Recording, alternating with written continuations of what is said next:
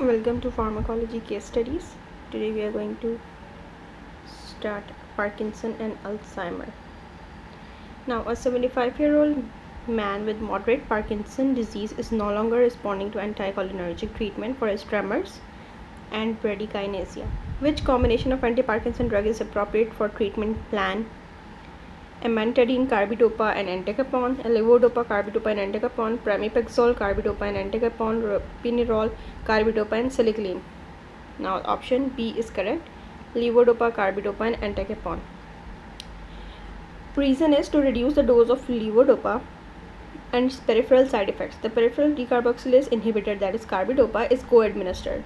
As a result of this combination, more levodopa is available for metabolism by catechol-methyltransferase to 3-O-methyl-dopa, which competes with levodopa for the active transport processes into the CNS again. So by administering entacapone together, which is a COMT inhibitor, the competing product is not formed and more levodopa enters the brain. And for the other choices, they are not appropriate because neither peripheral decarboxylase nor COMT nor MAO inhibitor metabolizes amantadine or direct acting dopamine agonist ropinirole and pramipexole. Thus, carbidopa and entacapone should only be given with levodopa, otherwise they are not contributing to the clinical response of the patient. Now, peripheral adverse effects of levodopa, including nausea, hypotension, and cardiac arrhythmias, can be diminished by including which of the following therapy? Amantadine, ropinirole, carbidopa, entacapone. Option C is correct.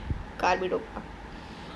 Reason is carbidopa inhibits the peripheral decarboxylation of levodopa to dopamine, so thereby diminishing this GI and CVS side effects of levodopa. The other agents do not change any adverse effects of levodopa.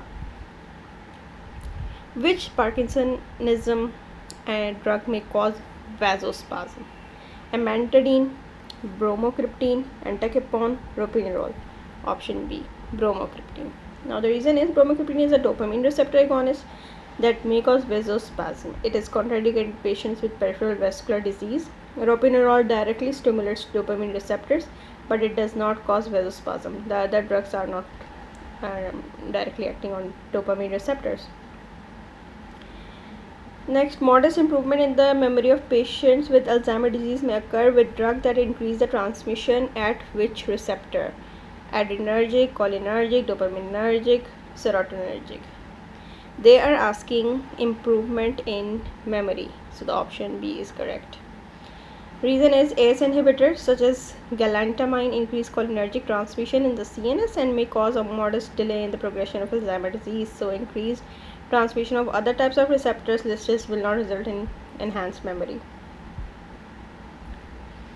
Now, a 70-year-old woman with moderate to severe dementia of the Alzheimer type has been treated with an ACE inhibitor for 6 months at maximum dosing with minimal effect. Which medication is a glutamate receptor antagonist that could provide added benefit for management of her moderate to severe symptoms of Alzheimer's disease?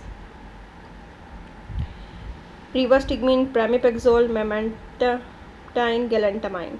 Option C is correct, memantine. Now the reason is when combined with ACE inhibitor, memantine has modest efficacy in keeping patients with Alzheimer's disease at or above baseline for at least 6 months and may delay the progression. But it is not approved for mild cognitive impairment or mild Alzheimer's disease. Now, an 80-year-old male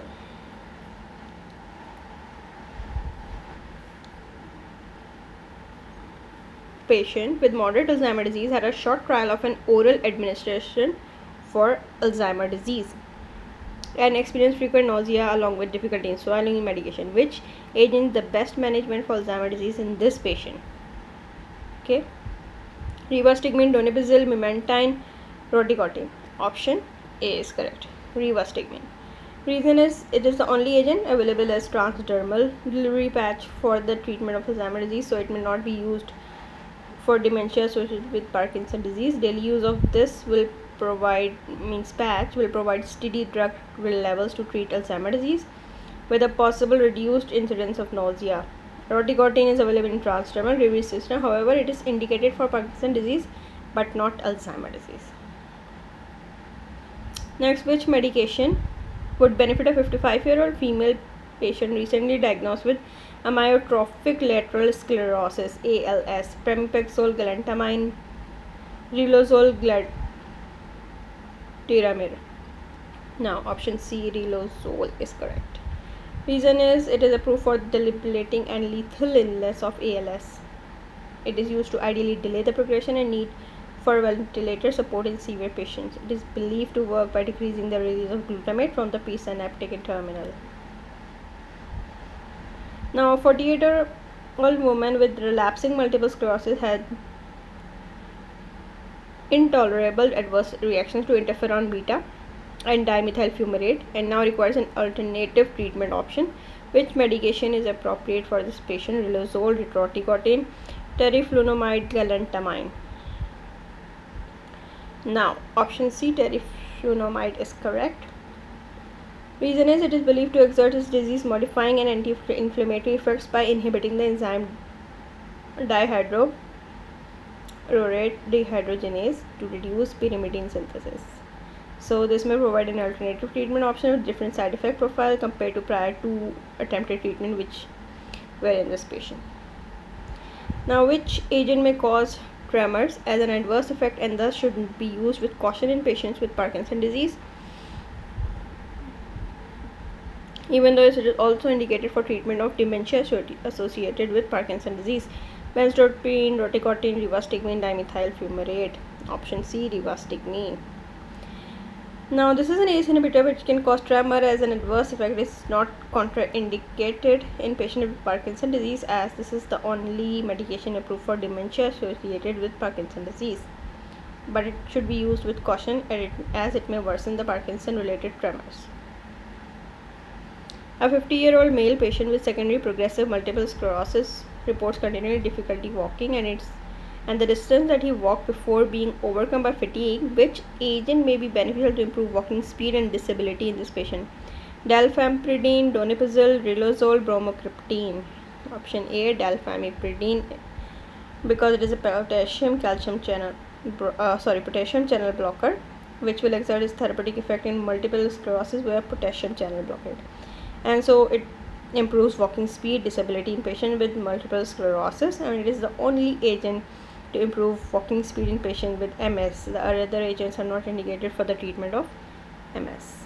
Thank you.